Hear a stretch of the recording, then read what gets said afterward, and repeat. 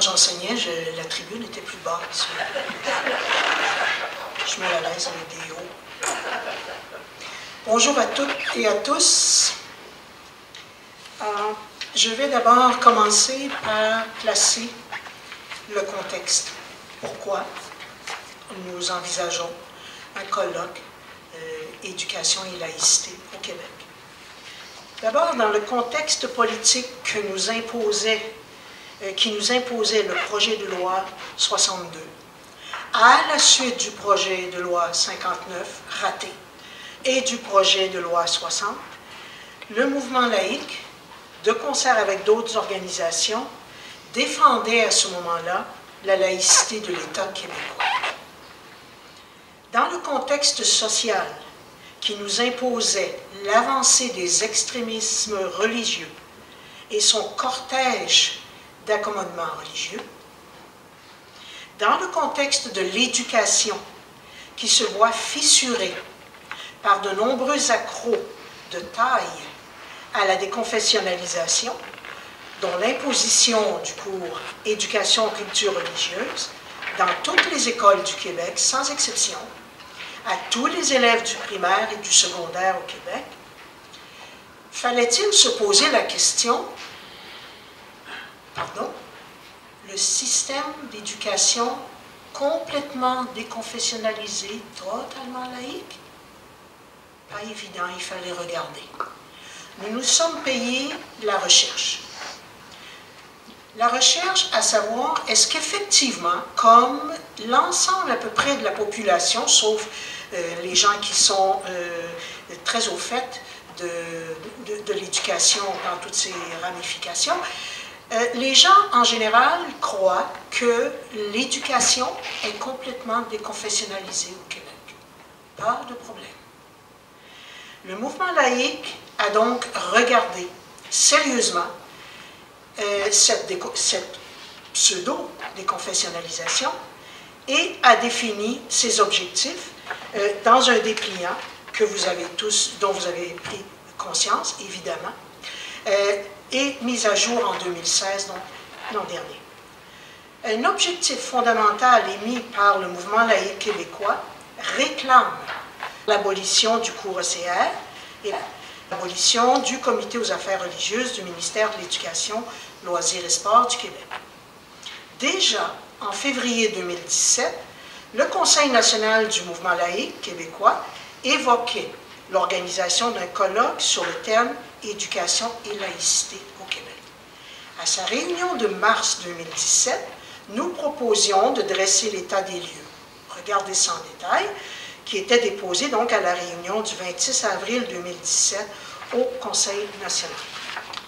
À sa réunion du 30 août 2017, le Conseil national adoptait formellement la résolution qui précisait la perspective d'organiser un colloque sous le thème « Éducation et laïcité au Québec » en y fixant les 3 objectifs suivants.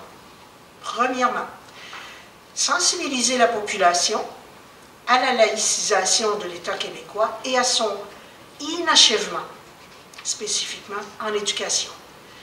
Deuxième objectif, rassembler toutes les forces en faveur de la laïcité au Québec autour d'un enjeu central qui est l'éducation. Troisième et dernier objectif, proposer des solutions menant à la déconfessionnalisation totale de l'éducation au Québec en développant un plan d'action. À la suite de quoi, un comité d'organisation fut formé et compte à ce jour 16 personnes. Les membres du comité ont eu 2 réunions, une en octobre et une en novembre 2017. Nous avons pris connaissance de l'état des lieux, des clientèles cibles à contacter pour le colloque, ainsi que de l'ensemble des tâches à accomplir pour réaliser le colloque Éducation et laïcité prévu, comme la présidente le disait tout à l'heure, fin mai 2018. Nous prévoyons y tenir 5 ateliers qui permettront d'abord de soulever les principaux accros à l'exercice de la laïcité en éducation au Québec. Je me fais le plaisir, bien malheureux d'ailleurs, de les citer ces accros à la laïcité en éducation.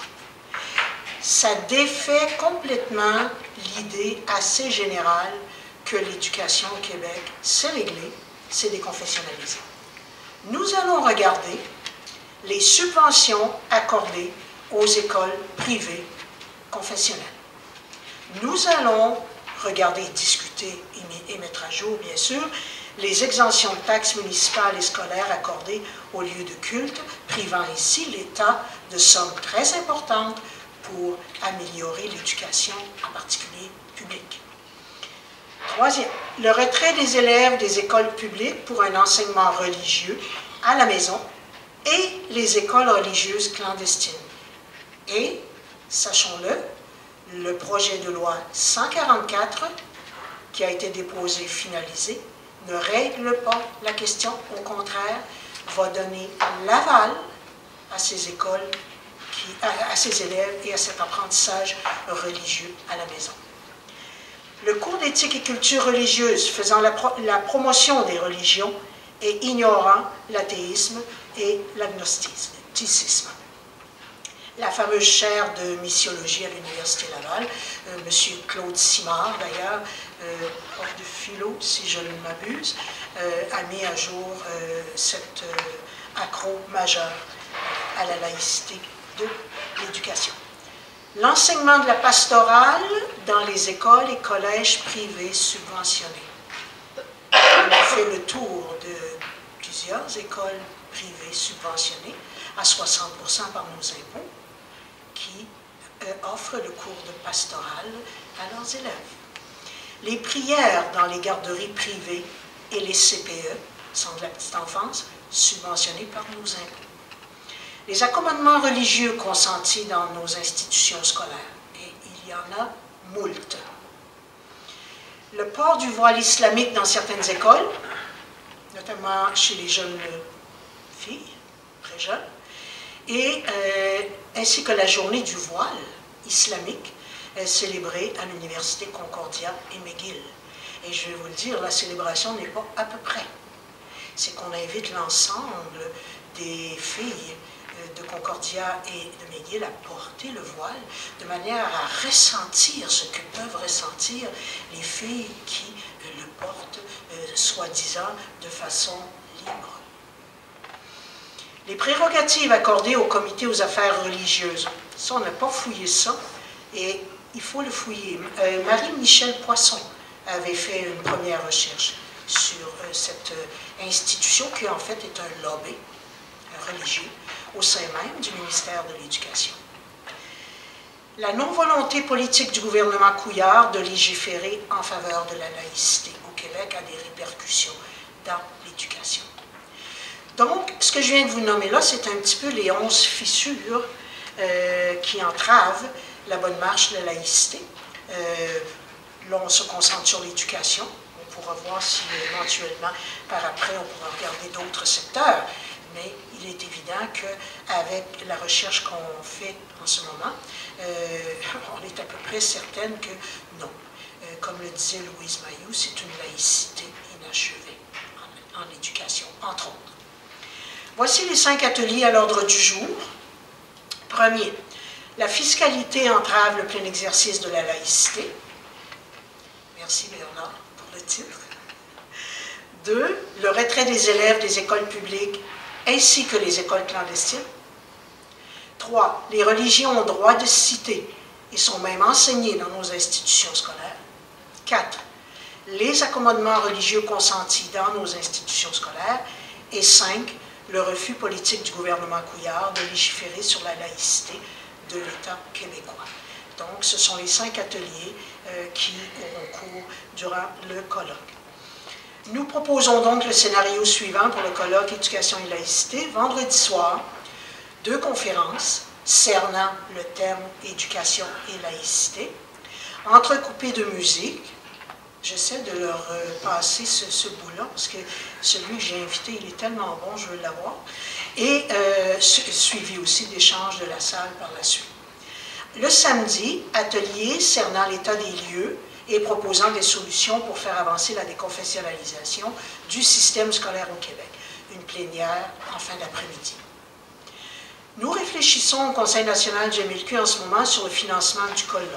À cet effet, nous rencontrerons les directions d'organisations syndicales, féministes, pédagogiques, laïques, etc., pour les inviter à soutenir la tenue du colloque.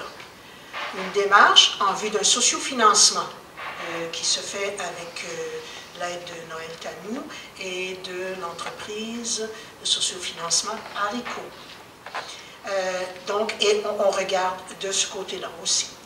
Et bien sûr, s'il y a dans la salle ici des amis disposés à aider au financement du colloque ou si vous représentez des organismes qui seraient désireux de participer au financement du colloque, nous vous invitons à le souligner à la table d'inscription.